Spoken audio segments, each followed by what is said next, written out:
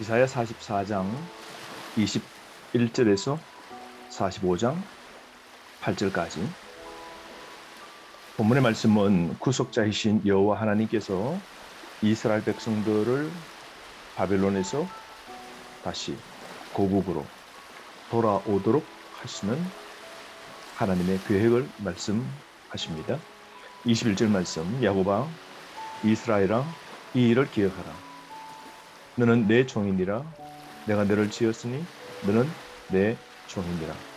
이스라엘아 너는 나에게 잊혀지지 아니하리라. 하나님은 택한 백성을 결코 잊지 아니하십니다. 하나님은 이스라엘을 결코 잊지 않으시죠.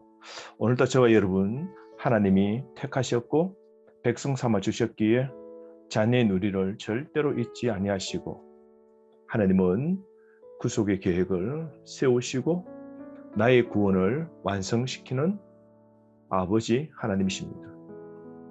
이스라엘을 향한 이 하나님의 관심, 이 애정 우리는 볼 수 있는데요. 절대로 잊지 아니하시는 우리 하나님을 다시 한번 기억합시다. 이스라엘의 회복과 구원은 우상이 아니라 하나님께서 하셨음을 나타내고 있죠.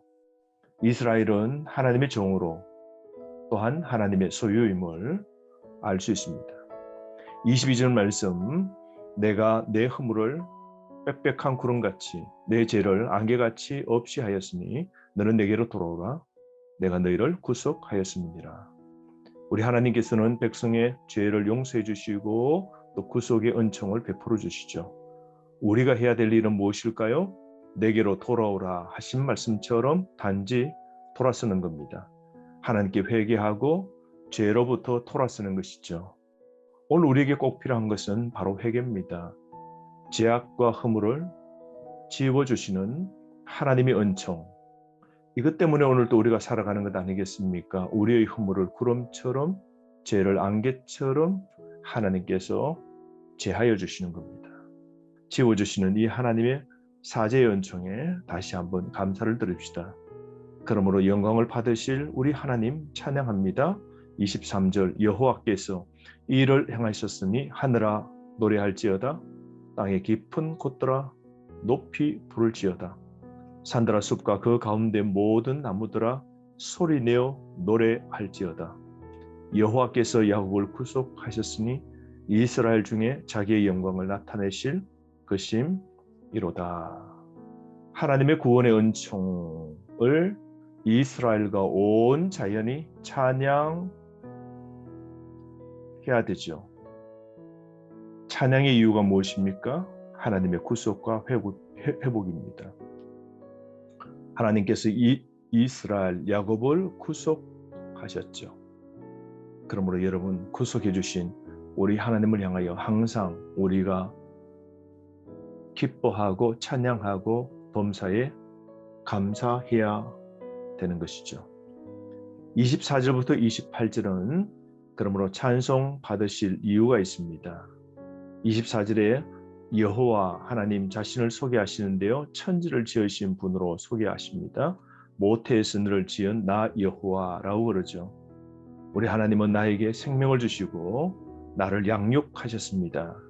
그러므로 나를 계획하시고 나를 출생시키신 그 하나님, 그 하나님의 사랑 때문에 우리의 구원은 취소되지 않는 것이죠. 창조주 하나님은 온 세계를 창조하셨고 구속을 계획하시고 완전한 회복으로 재창조를 하시는 전능하신 창조주이십니다. 그러므로 창조주 하나님을 향하여 우리는 마땅히 찬송해야 되죠. 뿐만 아니라 25절 세상의 지혜를 피하시는 분이십니다. 세상의 지혜자들 마술, 점성술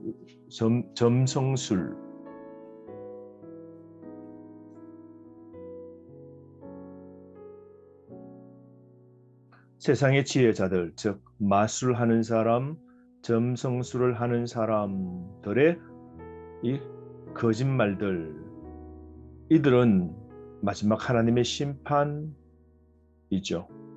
이들은 다 거짓말하는 자라고 말씀합니다. 그러므로 이 정치인, 종교인들 지혜 있다 하지만 이들은 하나님 앞에서는 가장 어리석은 자들이죠. 개인과 나라의 흥망성쇠는 점치는 사람에게 달린 것 아니라 오직 하나님께 있기 때문입니다. 그러므로 우리 역사와 내 삶의 흥망성쇠를 주고 계신 하나님께 마땅히 찬양과 영광을 올려 드려야 되겠죠. 뿐만 아니라 우리 하나님은 말씀을 성취시키시는 분이십니다. 26절 말씀 보시면 예언을 성취하시는 여호와 하나님이신데요. 이스라엘을 위한 구원과 회복을 예언하시는데요. 4가지의 예언들이 다 이루어질 겁니다. 먼저 26절 말씀, 예루살렘에 대하여는 이르기를 거기에 사람이 살리라 하며 유다 성읍들에 대하여는 중건될 것이라 내가 그 황폐한 곳을 복구시키리라. 70년 만에 바벨론이 망하고 페르시아 고레스를 통하여 귀환하게 됩니다.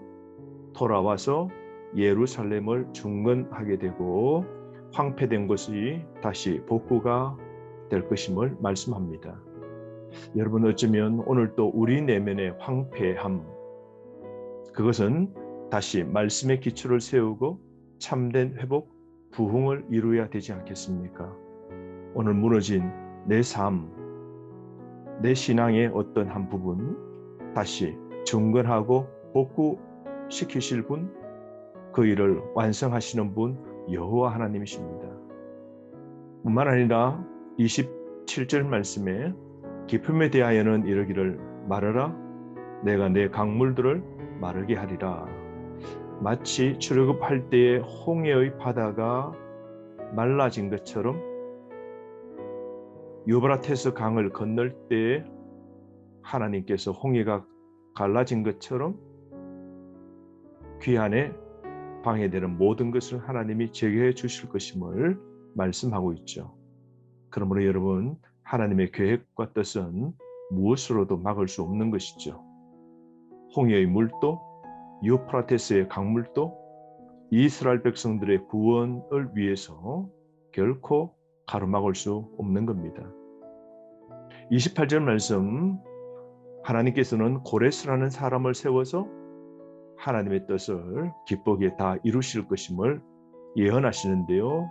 이 말씀도 다 성취되어지는 겁니다. 28절 말씀, 고레스에 대하여는 이르기를 내 목자라 그가 나의 모든 기쁨을 성취하리라. 그러므로 여러분, 이사야 시대 이후 약 150년 뒤에 고레스라는 사람이 등장하게 되는데요. 그 사람은 내 목자, 하나님의 목자라는 소리를 듣게 됩니다. 이스라엘 백성을 구원하려고 돌볼 자로 하나님이 세우시는데요. 하나님의 모든 기쁨을 성취시킬 자가 고레스입니다. 하나님의 구속 계획을 고레스라는 도구를 들어서 이루실 것인데요. 이 모든 일은 하나님의 주권에서 이루어지는 겁니다. 고레스가 예루살렘 건축을 하라고 지시하고 또 고레스가 하나님의 마른 막대기로 이스라엘 백성의 구원을 이룰 하나님의 도구로 쓰이게 되죠. 그러므로 하나님께서 오늘 예언하시는 이 말씀이 150년 후에 다 이루어질 겁니다. 오늘 여러분, 내 삶의 계획, 내 뜻이 중요한 것이 아니라 하나님의 계획, 하나님의 뜻이 내 안에서 이루어지도록 기도해야 됩니다. 그러므로 여러분, 나 중심의 인생의 계획 아닌 하나님 중심의 신앙의 계획을 우리는 세워야 됩니다. 45장 1절부터 8절까지는 고레스를 통한 하나님의 구원 사역과 주권을 나타내는데요. 역사는 하나님의 주권과 계획에 따라 성취될 겁니다. 하나님은 고레스를 세우셔서 하나님의 위대한 구원의 일들을 이루시죠. 하나님은 구원에 방해되는 모든 험한 것을 평탄하게 만드셔서 하나님은 그 구원의 일들을 성취하시는 것이죠. 2절 말씀, 험한 것을 평탄하게 하며 논문을 쳐서 부수며 세비장을 꺾고 라고 말씀합니다. 하나님의 계획과 뜻을 가로막을 그 어떤 것도 없음을 말씀하고 있죠. 고레스에게 전쟁에서 승리를 하나님이 주시겠다 말씀합니다. 하나님의 도구로 쓰임받는 고레스입니다. 그러므로 여러분, 내 삶에 하나님의 계획과 섭리를 인정하면서 살아야 됩니다. 그러므로 지금 막히고 어렵더라도 결코 절망하거나 낙심하지 마십시오. 하나님의 계획과 섭리 속에 우리는 구원을 완전히 이룰 겁니다. 그러므로 내 삶에 하나님의 뜻이 마지막에는 전국 이루어지기 때문입니다. 그러므로 하나님이 주권자라면 오늘날은 어떤 목표로 살아야 할까요? 조급하게 살지 말고 내 뜻대로 살지 말고 하나님의 뜻이 무엇인지 분별하고 오늘 역사는 하나님의 주권과 계획에 따라 성취됨을 믿고 내 뜻 아닌 하나님의 뜻을 알고 주님의 뜻에 맞추어 인생의 계획을 세워가는 지혜가 있기를 바랍니다.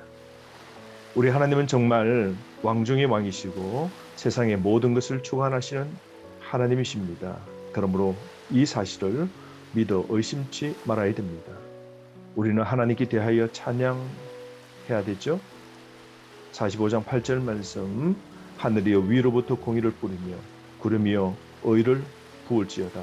땅이 열려서 구원을 삭트게 하고 공의도 함께 움돋게 할지어다. 나 여호와가 이 일을 창조하였노라. 모든 일을 이루신 하나님께 찬미합시다. 은혜 주신 하나님께 감사와 찬양을 올립시다. 하나님의 행하신 일은 결국 의의 열매를 맺고 구원을 이루는 겁니다. 그러므로 환난도 결국 선을 이루는 과정임을 알고 오늘 인내로 살아가는 지혜가 있기를 바랍니다. 하루 말씀 안에 승리하십시오.